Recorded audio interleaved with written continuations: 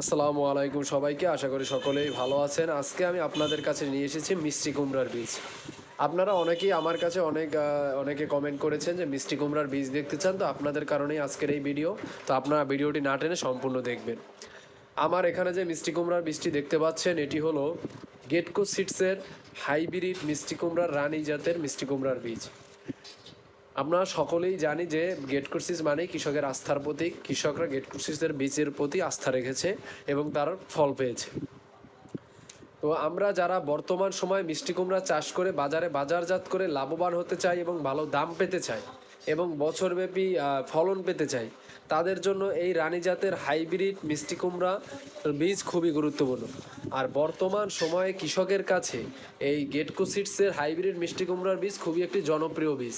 তাই দেরি না করে যারা আমরা মিষ্টি কুমড়া চাষ করে বাজারে বাজারজাত করতে চাই, তাদের জন্য এই হাইব্রিড বীজ খুবই গুরুত্বপূর্ণ। আমাদের কাছে শুধু মিষ্টি কুমড়া নয়, আমাদের কাছে সকল ধরনের বীজ আপনারা পাবেন। আর আমরা বাংলাদেশের সকল জায়গায় সকল ধরনের বীজ ক্যাশ অন ডেলিভারি করে থাকি। 1 টাকা অগ্রিম দিতে হবে না, আপনার বীজ হাতে পাবেন, দেখবেন, তারপর সম্পূর্ণ টাকা দেবেন।